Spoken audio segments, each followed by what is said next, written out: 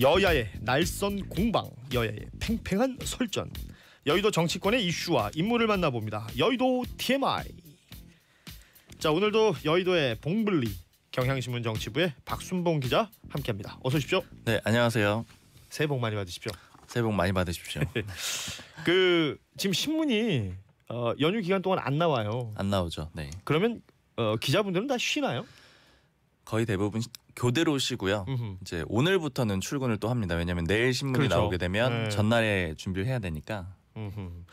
이게 신문이 없어가지고 저는 조금 심심하더라고요. 보고 싶은 건 많은데 텔레비전 뉴스에 또 집중하게 되고. 너무 감사한 말씀이네요. 사실 신문이 점점 좀 약해지는 그렇죠. 시점이잖아요. 특히 종이 신문들이 위기죠. 그런 것들 많이 위기로 느끼고 있는데 또 기다리시는 분이 있다고 하니까 또 좋네요. 근데 우리가 흔히 올드 미디어라고 하잖아요. 네. 이 올드 미디어는 분명히 존재를 해야 된다고 저는 생각해요. 라디오도 그럼요. 그러니까 뉴 미디어가 성공을 하려면 올드 미디어가 없으면 뉴 미디어가 나올 수가 없거든요. 그렇죠. 네. 그러니까 그런 의미에서 신문도 그러니까 그 위세는 좀 줄어들지 모르겠으나 이미 많이 줄어들었죠. 또 다른 형태로 분명히 그 존재의 이유를 찾을 것으로 보이고 3266 끝번호 쓰시는 분이 뉴스브리핑 박봉순 기자님 안녕하세요. 이름을 좀 헷갈리셨나 봐요. 예, 제 어릴 때 별명인데 또 이렇게 불러주시니까 봉순이었어요? 네, 봉순이 언니 이런 게 좀 별명이었어요. 네. 예, 박순봉 기자와 함께 하도록 하겠습니다. 네. 그 연휴 기간 동안은 어떻게 보내셨어요?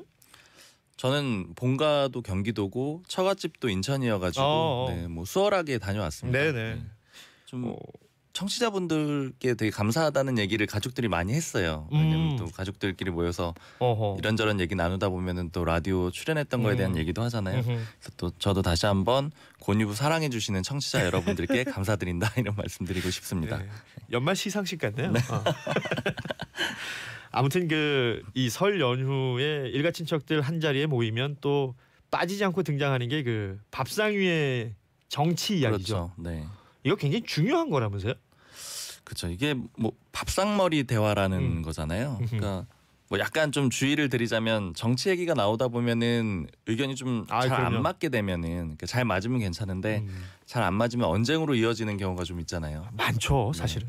그러니까 아직 이미 이렇게 집으로 돌아오시는 분들도 많겠지만 연휴가 하루 남았으니까 좀 조심하시는 것도 좋을 것 같고 사실은 지금 이 문재인 정부 집권 3년 차잖아요. 굉장히 복잡하고 미묘한 시점입니다. 그러니까 예전에 보자면은 박근혜 정부도 2015년 2월에 유승민 원내대표가 교섭단체 대표 연설을 하면서 이 갈등이 시작이 됐거든요. 그게 무슨 얘기냐면 정부의 허니문이 어느 정도 끝이 나고 이제 새로운 권력과의 다툼이 일어나는 시점, 그러니까 어느 정도 정부 권력이 빠지는 시점이라서 되게 얘기들이 많이 나올 수밖에 없을 것 같아요. 우리나라가 이제 대통령제고 이 대통령이 5년의 임기를 하다 보면 이게 가운데가 지나가는 거잖아요. 3년 차가 되면 이때부터 여기저기서 이제 삐걱거리는 게 느껴지게 되는데 이런 것들이 또 가족들이 모여 있는 자리에서도 또 하나의 이야기거리가 된다라고 볼 수 있겠죠. 네.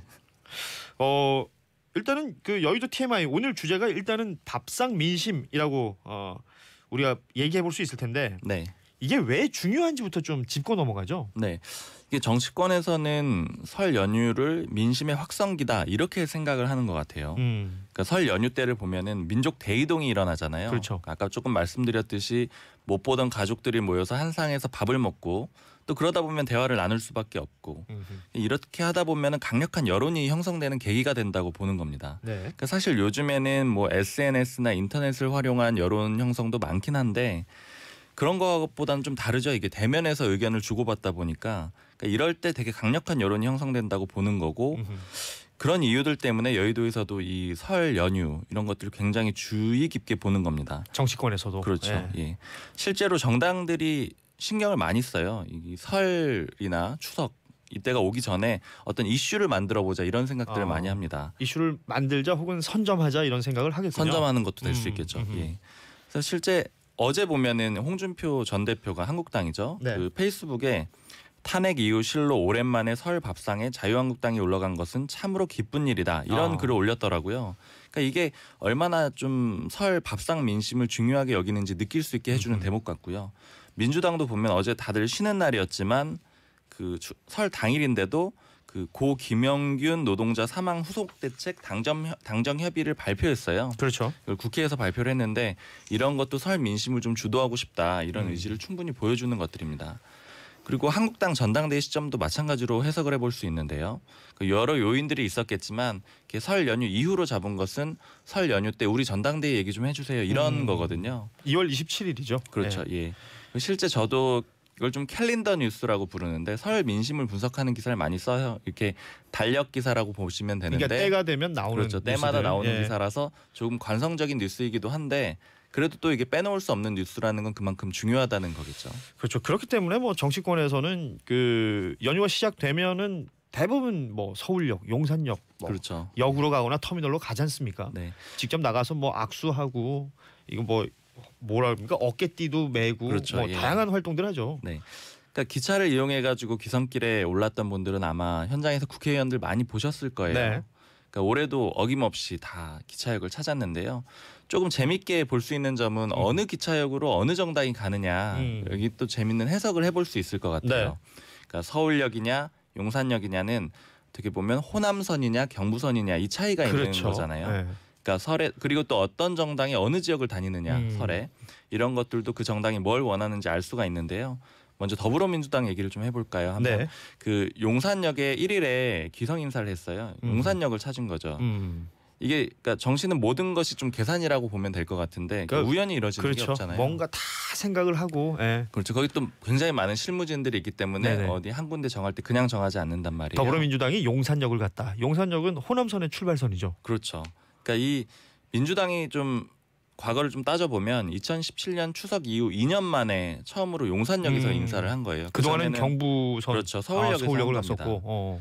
그러니까 이게 아까 또 말씀드렸던 집권 3년 차 이것과 관련이 좀 있을 것 같은데 최근에 아무래도 민주당 지지율이 조금 떨어지고 있잖아요. 그러니까 이 집도끼라고 흔히 부르죠. 그 호남 민심을 좀 잡아두려고 한다 이렇게 해석을 해볼 수가 있을 것 같습니다. 고정 지지층을 좀 더 단단하게. 그렇죠. 예. 네. 그럼 자유한국당은 서울역입니까? 그렇죠. 예상을 하셨듯이 이제 경부선 출발역인 서울역에서 기성 인사를 했습니다. 뭐 한국당 지지 세력이 영남권에 많다라는 거는 대부분 아실 것 같고요. 그렇죠. 또 그런 점을 감안해 보면 서울역에서 기성 인사하는 건 좀 당연해 보이죠. 좀 이제 특이했던 거는 한국당의 전당대회가 아까 말씀드렸듯이 있잖아요. 그렇죠. 그래서 주요 당 대표 후보들도 이날 서울역에 나타났습니다. 아하.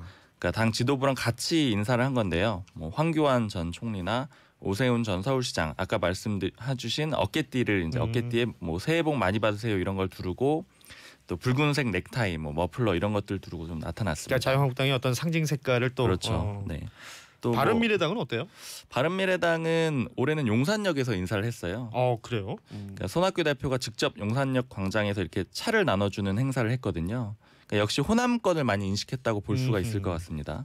그러니까 바른미래당이 그 호남 의원들이 많이 모여 있는 민주평화당과 합당 논의도 잠시 나왔었거든요. 그래요. 이런 점들도 좀 고려해서 볼 수가 있을 것 같습니다. 네. 그러니까 사실은 바른미래당 이 바미당이 이게 보수냐, 뭐 그렇죠. 아니면 뭐 진보냐 이런 거 가지고 그 당 내에서 사실은 시끄럽기 때문에 굉장히 많죠.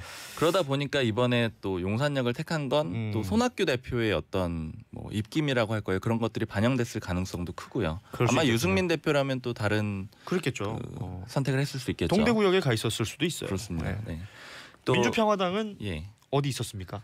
뭐 여기는 너무 지역 정당의 느낌이 강하잖아요. 그러니까 아예 광주하고 전주로 내려갔습니다. 그러니까 서울이 아니라. 예, 그 연휴 시작되는 1일 날이었죠. 그 광주 송정역 거기 회의실에서 최고위원회의를 열었고 그리고 이제 나와서 송정역에서 귀성객 맞이 인사를 한 다음에 오후에는 전주역으로 가서 또 인사를 했습니다. 네. 정의당은요? 정의당은 서울역에서 이제 귀성 인사를 하고 경남 창원 중앙역으로 내려갔어요. 이게 느낌이 오네요. 네. 이게 좀 관심 있으신 분들은 잘 아실 것 같은데 4월 3일에 경남 창원 성산 보궐선거가 있잖아요. 그렇죠. 이게 고 노회찬 의원의 지역구인데요. 여기 선거운동 전초전에 들어간 거다 이렇게 보면 되는데 지금 정의당이 5석이거든요. 네. 이제 한 석이 떨어지면서 6석에서 5석이 된 건데 원래 민주평화당이랑 합쳐서 민주평화당이 14석이거든요. 그러면 20석이 돼야지 교섭단체가 되는데 그렇죠. 공동 교섭단체를 꾸려왔었어요. 그러니까 이 한석이라는 게 굉장히 큰 의미가 있거든요.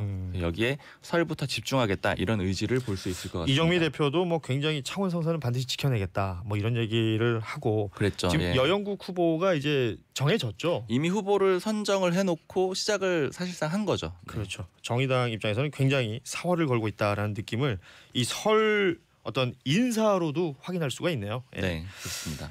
자, 이게 그냥 인사만 하는 게 아니라 유인물들도 배포를 하잖아요. 각 그렇죠. 정당마다. 네. 그러니까 하고 싶은 말이 있다는 거 아닙니까? 그렇죠. 이게 어떤 내용이 있었느냐. 그러니까 사실 요즘에는 유인물 잘 안 보시잖아요. 네. 그래서 자세히 읽는 분들이 없으실 것 같아서 제가 간단하게 좀 정리를 해드리면 그 민주당은 문재인 정부 성과 홍보에 좀 집중을 했습니다.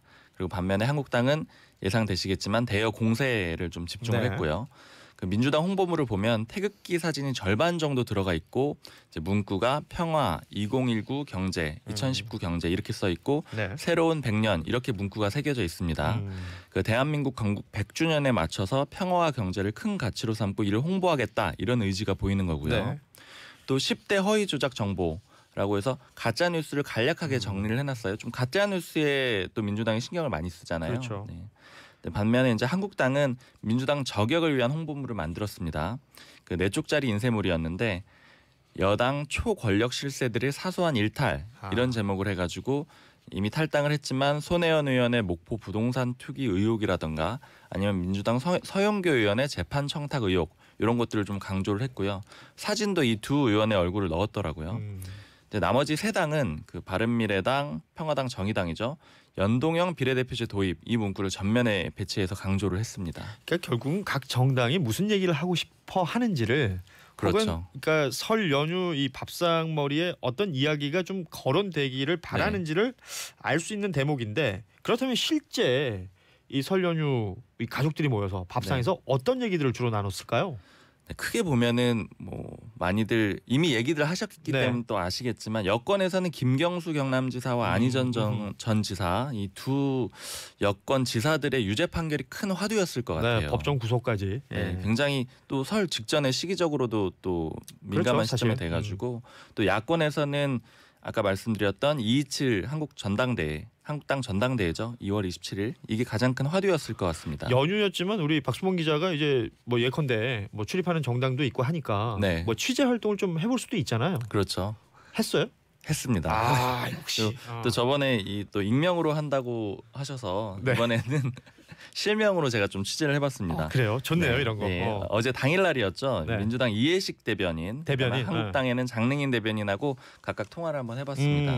그러니까 민주당 이해식 대변인은 제일 좀 설 연휴 민심이 어떻느냐 이렇게 물었더니 제일 크게 느낀 건 산적한 현안이 많은데 2월에는 타협을 해서 국회가 좀 생산적으로 돼야 된다 이런 얘기를 많이 들었다고 하더라고요. 그리고 또 두 번째로는 김경수 지사 법정 구속에 대해서 사법부에서 너무 과한 조치를 했다 이런 말씀들을 많이 했다라고 전했습니다. 그리고 이제 반면에 한국당이죠. 장능인 대변인은 경제적으로 어렵다는 말들을 많이 한다 이렇게 전했거든요. 그리고 두 번째로는 손혜원 의원 건을 사람들이 많이 얘기하더라. 장능인 대변인의 말을 빌리면 이번 정권이 적폐청산을 주장하는데 그 자체가 적폐라서 적폐청산 정당성을 잃어버린 것 같다 이렇게 얘기를 했다고 합니다. 근데 이 뭐 대변인들의 말은 좀 어느 정도는 각 당의 입장이 이렇게 한번 걸러져서 나온 거니까 각 당의 입장인데요. 그러니까 뭐 설 그대로의 민심이라고 보기는 어렵겠지만 또 본인들이 그 자기 정당에서 생각하는 것들을 얘기한 거겠죠. 그러니까 또 강조하고 싶은 내용들이겠죠. 맞습니다. 네. 그래서 여권은 좀 말씀드린 대로 정책 홍보물에서도 아까 봤듯이 경제 개선이나 아니면 경제 성과 이런 걸 좀 강조를 하고 싶었던 것 같아요. 많이 뉴스들 보셨겠지만 설 전에 예비 타당성 조사 면책 카드도 이런 노력의 일환이었죠. 그렇죠. 그런데 이제 좀 설 연휴를 앞두고 악재가 연이어서 터졌어요. 여권 입장에선. 여권 입장에서 많이 터져서 좀 자신들이 홍보하고 싶었던 이슈를 좀 놓치고 현안에 좀 끌려가게 된 모양새도 있죠. 그래서 그 좀 악재 중심에는 이제 김경수 지사의 유죄 판결에 관한 것들이 제일 컸을 텐데 이게 굉장히 여야 모두에게 중요해요. 이걸 가지고 여야가 이제 싸움을 앞으로도 계속 벌이게 될 텐데 이번 판결을 어떻게 해석하느냐에 따라서 지지자를 결집시킬 수도 있고 혹은 뭐 잃을 수도 있고 이런 판결이잖아요. 어찌됐건 지금 김경수 지사가 유죄 판결을 받고 법정 구속된 내용을 뭐 예컨대 무슨 보복이냐, 그렇죠. 뭐 아니면 네. 저 대선 불복이냐, 예. 뭐 여러 가지 이야기들 나오잖아요. 그러니까 크게 보면은 대선 불복이냐, 판결 불복이냐 이렇게 네. 프레임으로 볼 수가 있을 것 같은데 네. 이제 여당이 처음에는 이 판결이 딱 나왔을 때 이거는 양승태 전 대법원장을 따르는 사법농단 세력의 반격이다 이렇게 봤어요. 그러면서 성창호라는 이 판사의 이름도 굉장히 많이 거론이 됐었고요. 또 그 판사의 이력에 대해서도 많이 언급을 했고요. 네. 그런데 이게 좀 설 연휴 즈음에서 설 연휴가 가까워졌을 때는 조금 살짝 바뀌었습니다. 네. 이게 한국당을 좀 공격하는 형태로 바뀌었는데 이게 왜 그러냐면 제가 분석하기에는 이제 사법부하고도 좀 척을 지는 모양이 되잖아요. 그러니까 네. 판결이 이게 옳지 않다 이렇게 공격을 하다 보니까 좀 부담이 됐던 것 같아요. 특히 뭐 사법부와 전면전하는 게 여당에 맞느냐 이게 이런 부정적인 여론들도 좀 있었고 특히 이제 한국당은 때마침 이건 판결 불복이다 이런 프레임을 가지고 와서 이때다 싶어서 또 공격을 하겠죠. 공격을 하다 보니까 이제 좀 그건 아니다 해서 한국당으로 좀 타깃을 바꾸고 이렇게 좀 바꿔 나간 것 같습니다. 사실은 뭐 정치에 있어서 이게 정답이다 말하기는 굉장히 어렵겠죠. 뭐 그렇죠. 지지하는 네. 어떤 정당이나 지지하는 세력에 따라서는 이 바라보는 관점들이 워낙에 그렇죠. 극명하게 네. 다르기 때문에 근데 어찌 됐건 벌어진 일은 정해져 있는 것이고 그걸 두고 설 연휴 이 가족들, 친인척들이 모여서 밥상 위에서 이런 대화들을 나눴다라는 네. 것은 또 사실이니까요. 그렇죠. 예. 대화를 나누시고 싸우지만 않으시면 될 것 같아요. 근데 싸운 집 저도 많이 봤고요. 네. 자, 오늘 여의도 TMI 설 연휴에 이 밥상머리에서 이야기되었을 정치권 이야기를 함께 나눠봤습니다. 다음 주 수요일에도 역시 여의도 TMI 진행되는데 다음 주 예고 가능합니까? 다음 주에는 또 저번에 한번 유시민 작가님 이사장님을 다뤘으니까 이번에는 보수 쪽 인물 한번 다뤄볼까 생각을 하고 있습니다. 그래요? 네, 어떤 인물인지는 오세훈 전 시장이나 뭐 아직은 좀 고민을 하고 있어서 확정을 하지는 않았는데요. 좋습니다. 그런 인물 중에 한 명을 좀 미리미리 다뤄보면 준비해 좋을 것 주세요. 네, 열심히 좀 준비를 해놓겠습니다. 네, 오늘 여기서 인사 나누죠. 지금까지 봉블리 경향신문 정치부의 박순봉 기자였습니다. 고맙습니다. 네, 감사합니다.